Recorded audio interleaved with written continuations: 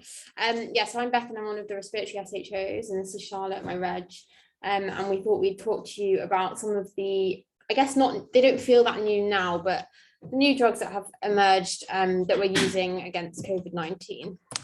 In terms of background of COVID-19 and sort of to put some context into these medications.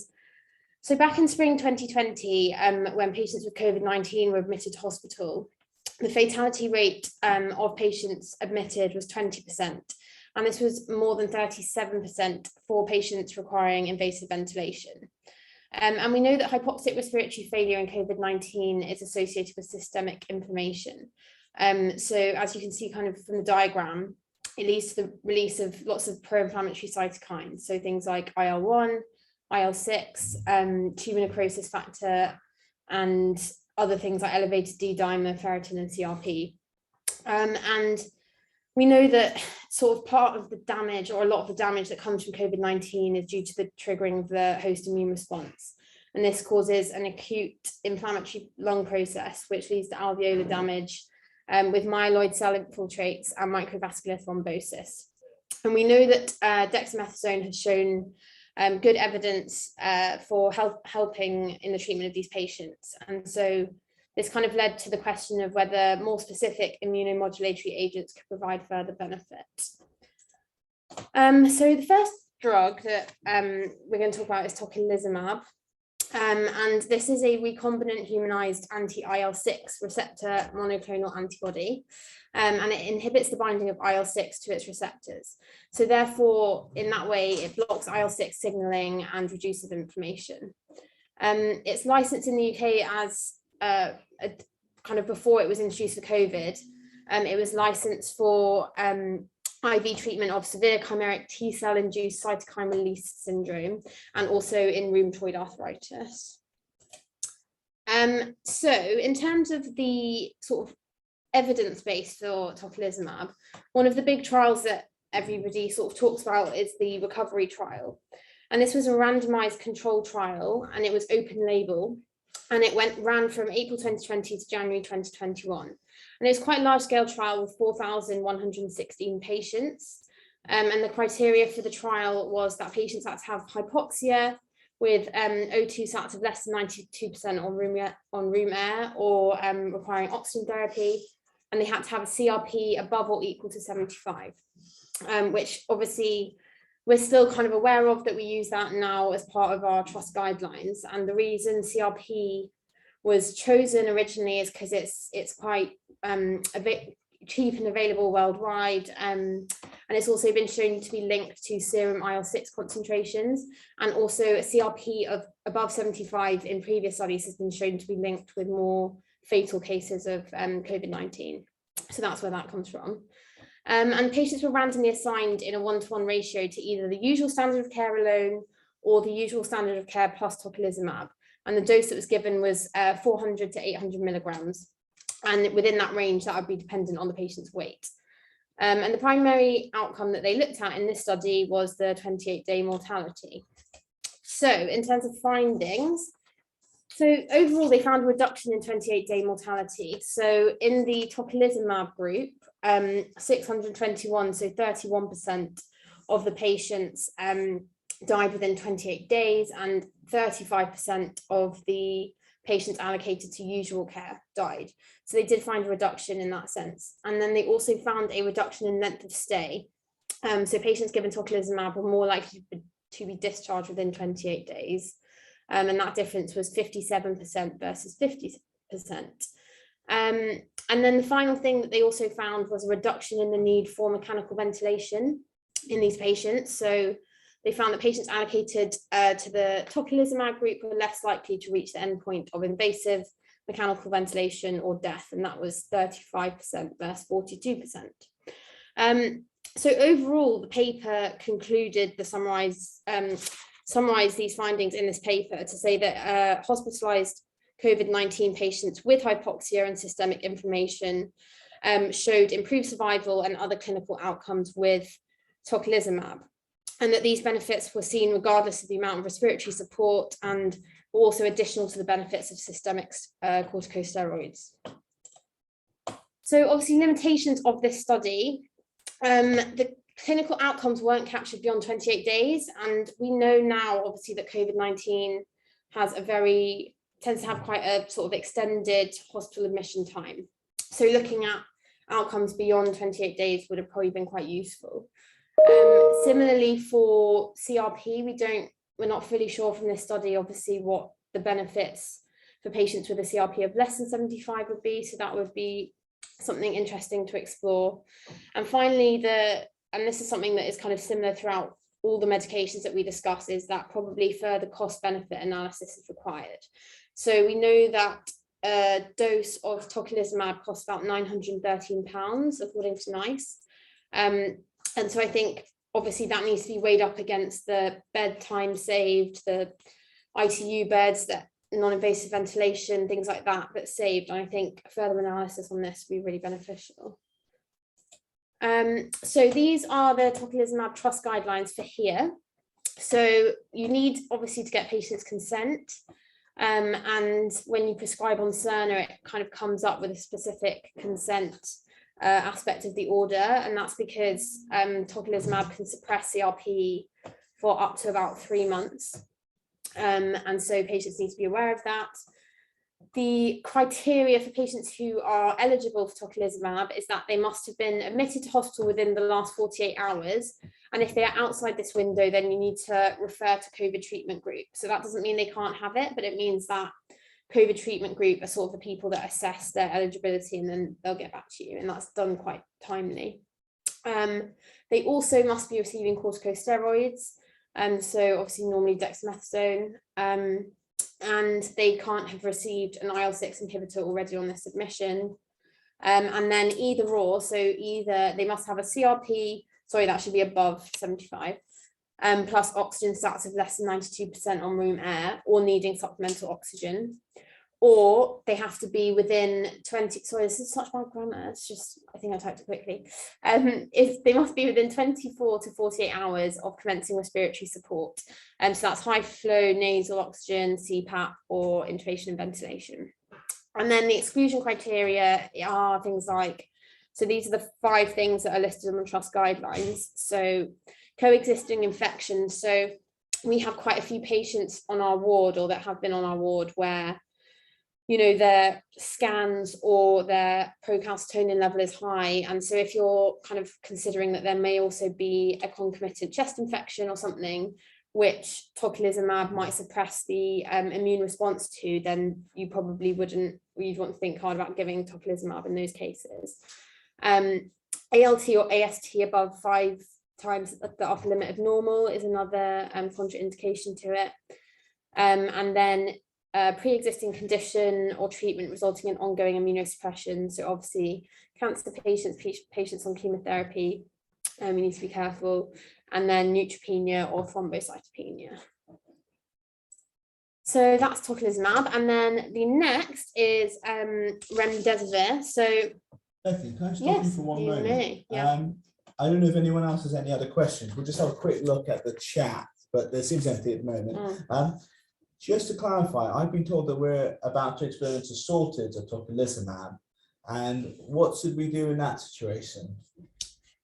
It can be directly replaced with Casirivimab. Oh, nice. Which I can't pronounce, but it's also an IL-6 inhibitor. The criteria for prescription is exactly the same. The long-term effects are exactly the same, and you consent the patients in the same way. It's just spelt differently and prescribed differently. That's really, really helpful. And can I just ask one other thing?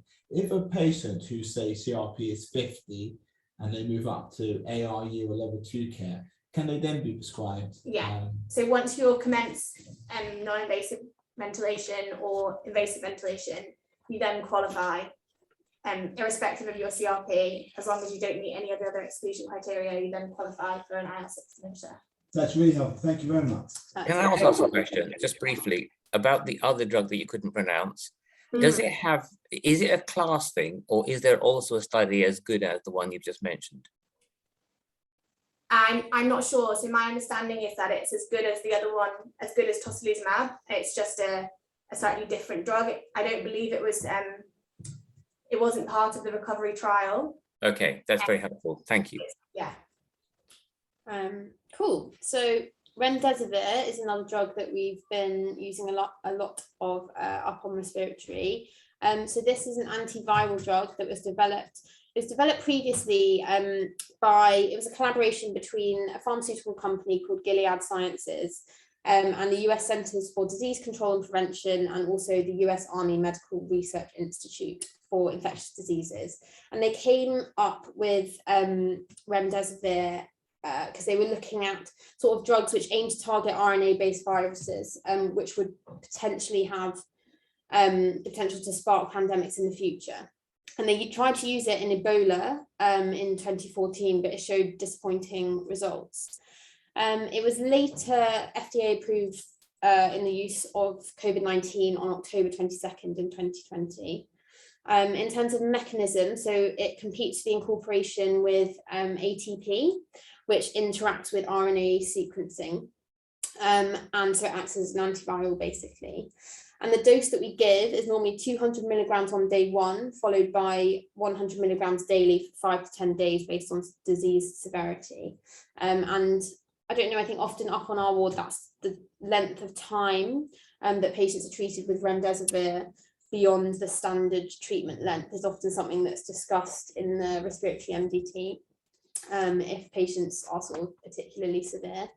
And adverse events noted with this drug are elevated LFTs. So yeah, we kind of monitor those quite closely, and also GI symptoms have been reported.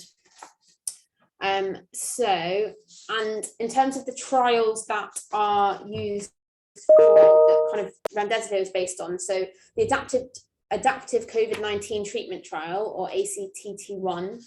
So this was a multi-center, double-blind, randomized, placebo-controlled trial of IV Remdesivir in adults who were hospitalized with COVID-19 and with evidence of lower respiratory tract involvement between February 2020 and April, I think that was 2020, I can't see on the screen, 2020, yeah. And this was carried out in 73 sites across USA, Europe, Asia, and Mexico. So again, relatively big trial, 1,062 patients. And the criteria, so patients had to be over 18 years old, they had to be hospitalized, obviously have lab confirmation of COVID-19 less than 72 hours before enrollment, and then one of the following, so pulmonary infiltrates on chest imaging, crackles on exam, and SATs below 94%, and requiring mechanical ventilation or supplementary oxygen. So they could have one or more of those criteria.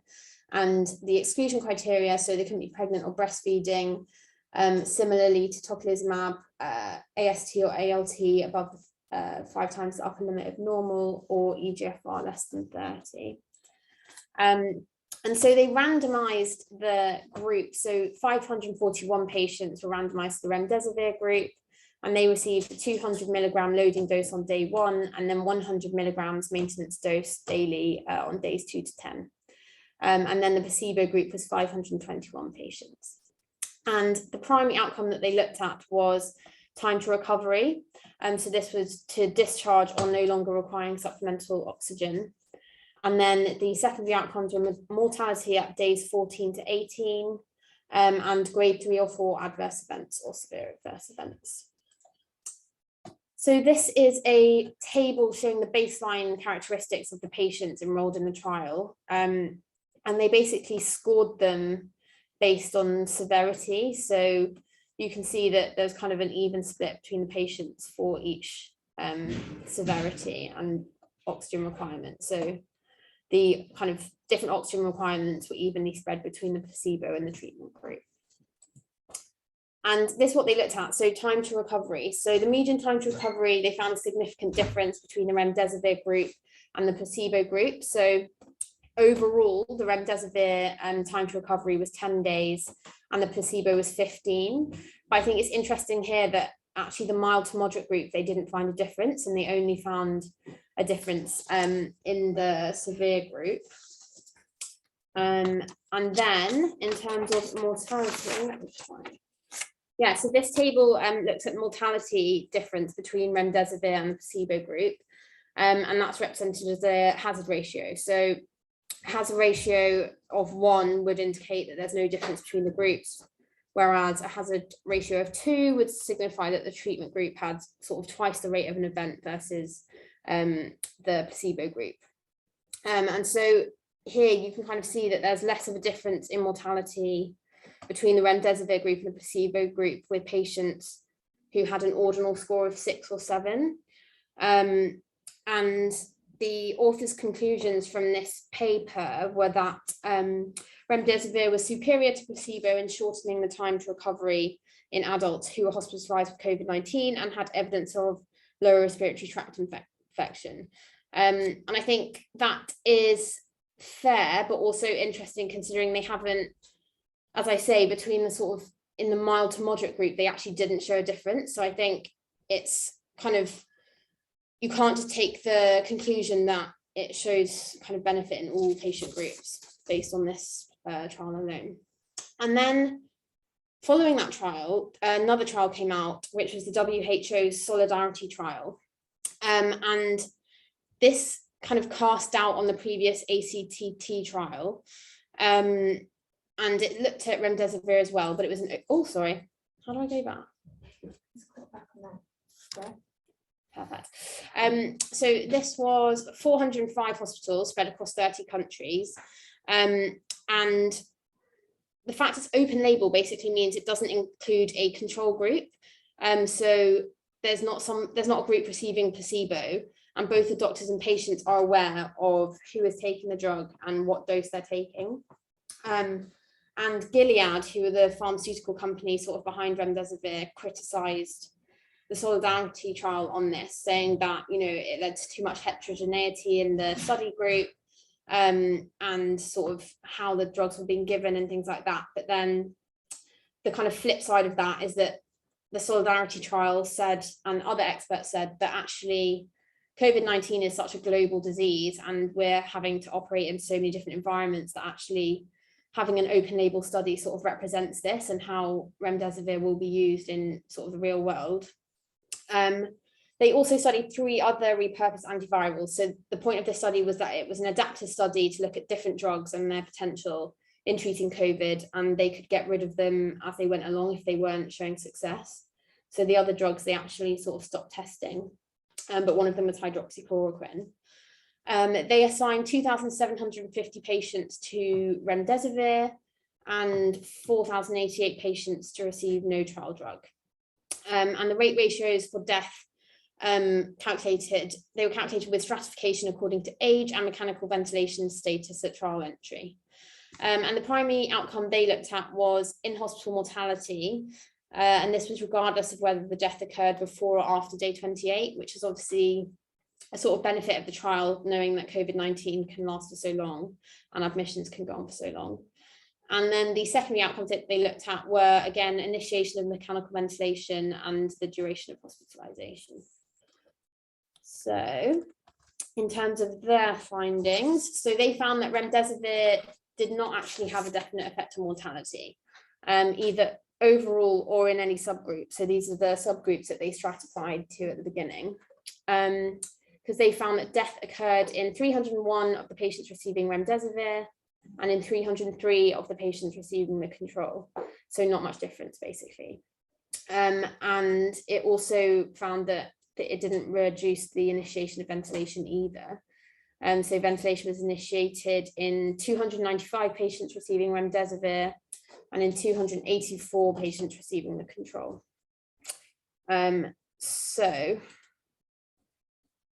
this has kind of led to a little bit of controversy, I guess, about whether remdesivir, so it says the next Tamiflu, because Tamiflu, there's quite a big controversy over that. It was a drug that previously was thought to be really beneficial, and it was really, loads of money was pumped into it, and it was really stored by like lots of countries. And then actually a lot of data emerged later on and found that the effects weren't as kind of profound as people thought they were at the time.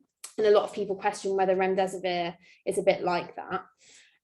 So the FDA officially approved remdesivir in October 2020 for all hospitalized patients with COVID-19 over 12 years of age. And this was a week after the Solidarity trial results were published.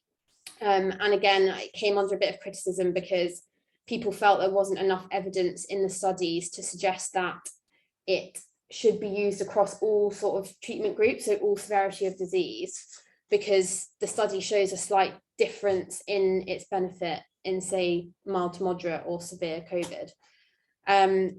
They also questioned whether there's basically sort of introducing it now as a standard of treatment creates a barrier to ongoing studies. So obviously what the WHO has shown is that probably we need more studies and more randomized placebo trials to look into its benefits. But once a treatment becomes a standard treatment that patients expect, then it becomes quite difficult to carry out placebo-controlled trials, because there is an incentive for doctors not to withhold that treatment from patient groups.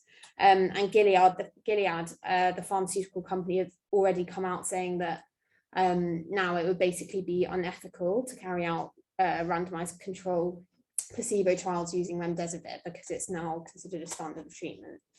And finally, again, cost versus benefit. So Remdesivir is $2,700 per treatment.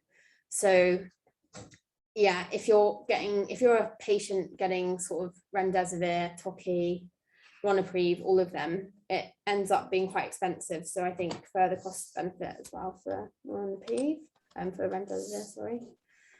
These are the treatment guidelines from the trust. I think it's a bit blurry, sorry. But yeah, so the patient must meet all of these criteria. So they have to have been hospitalized with confirmed coronavirus disease. And if there's an absent virological diagnosis, then it has to be an MDT decision that it's very likely that that's what they've got.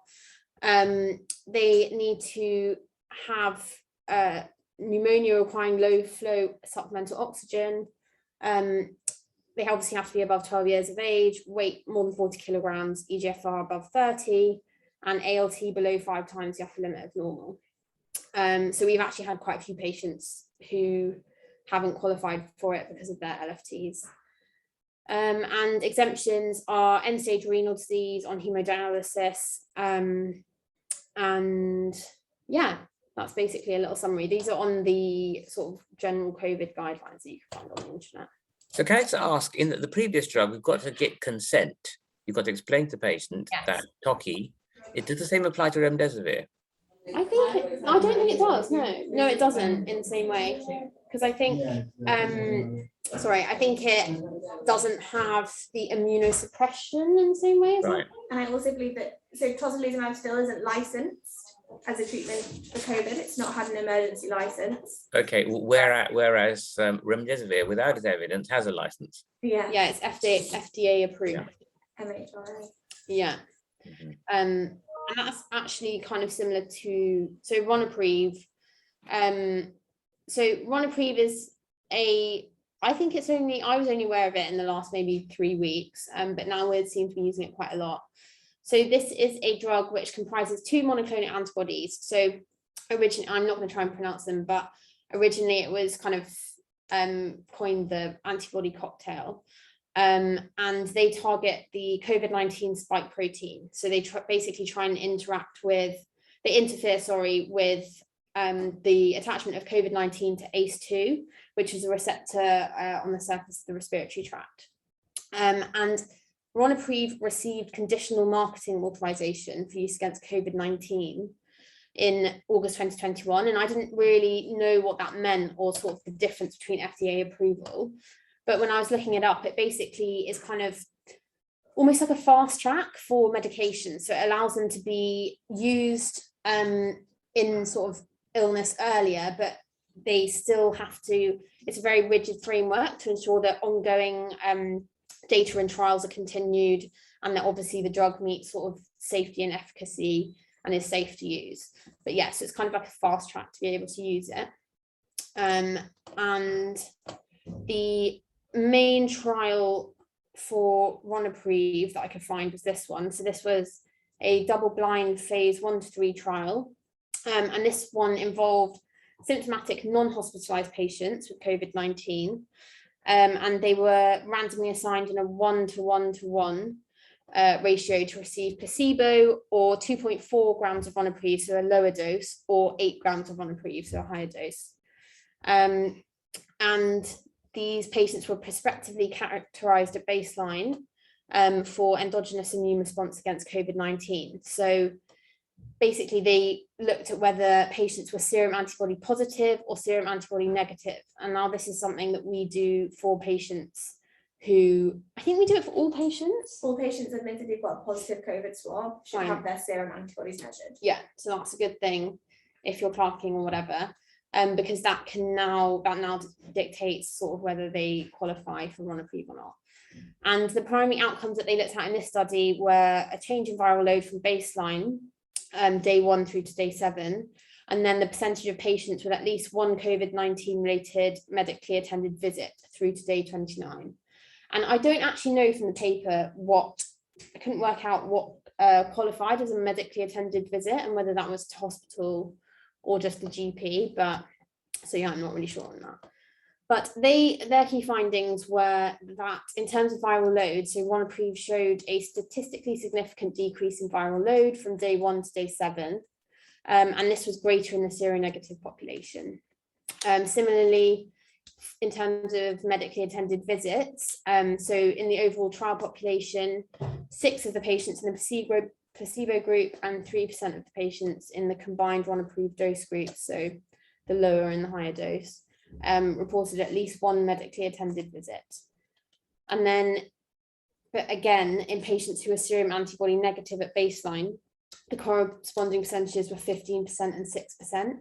So these trials sort of supported the idea that this drug is beneficial in patients who don't already have an antibody response. And the reason is you're sort of giving them the antibodies to spark that response. So if you've already got them, it looks like the benefit obviously is a lot more minimal.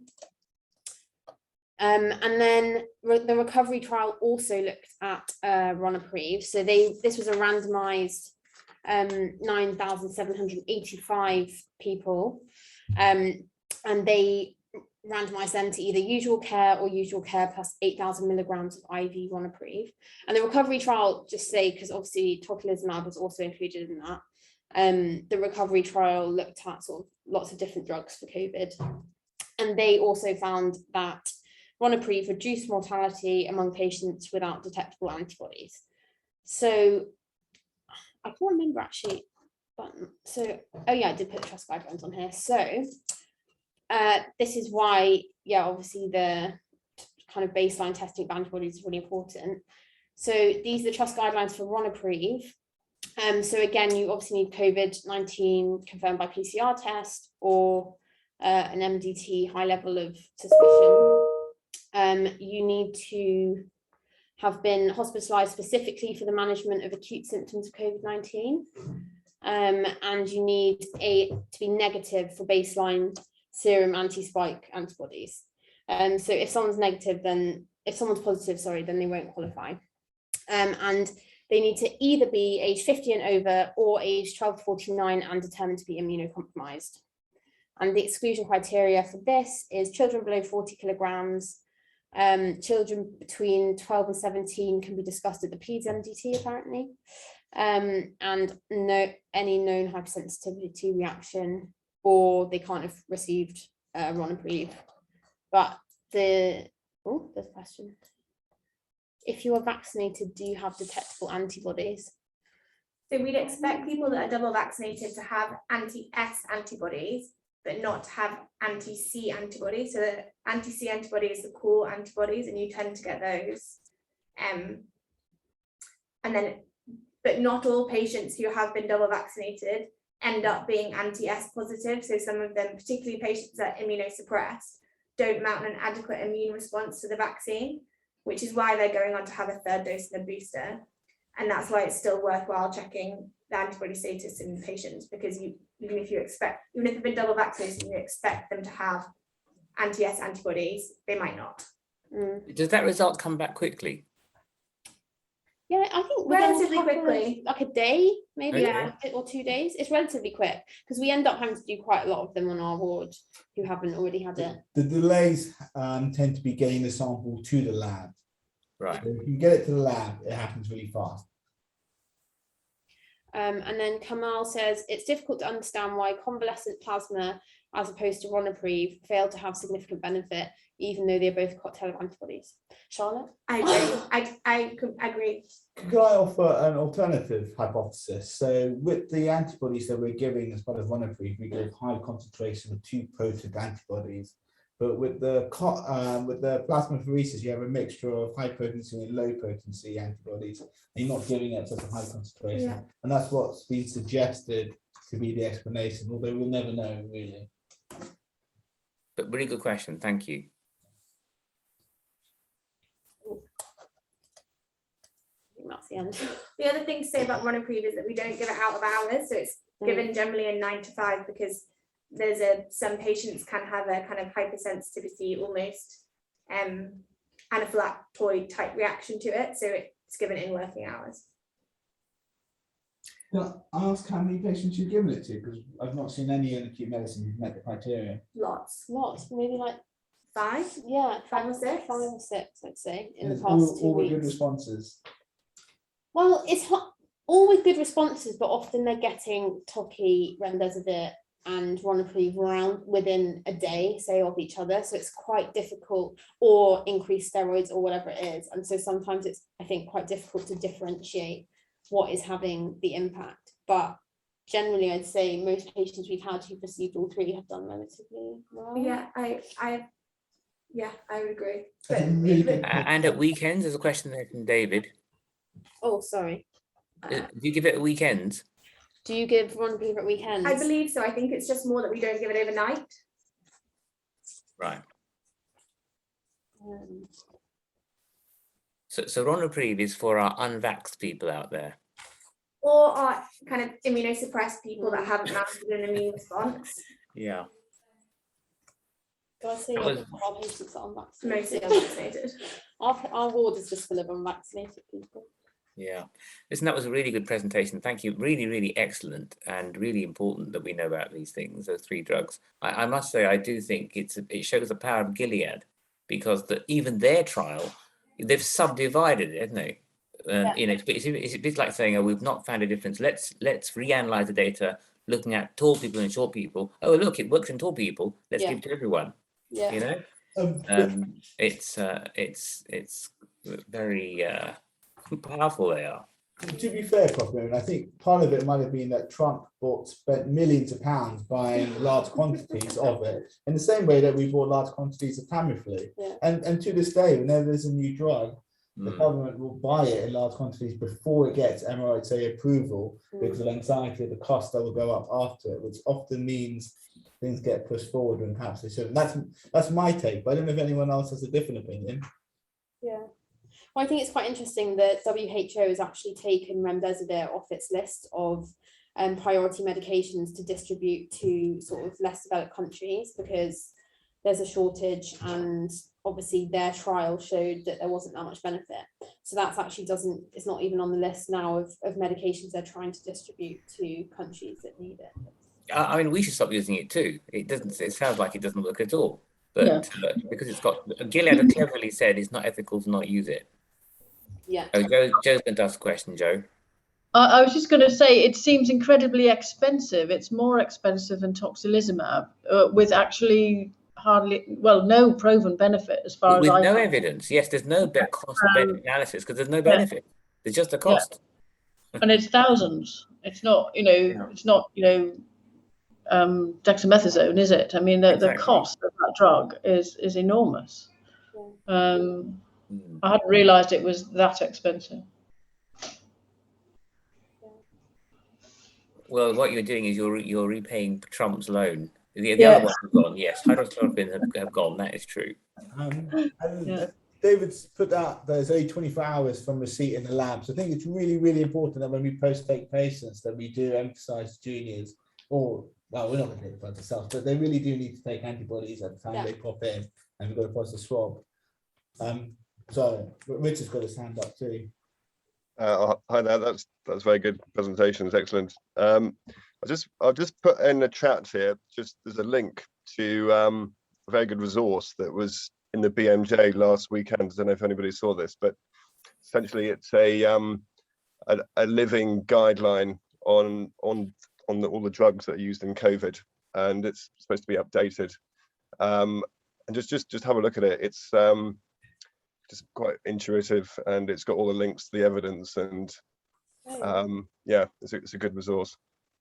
Yeah, that's really useful. Thank you. I was just going to go back on a point actually about Tocilizumab. I just had a quick Google about this.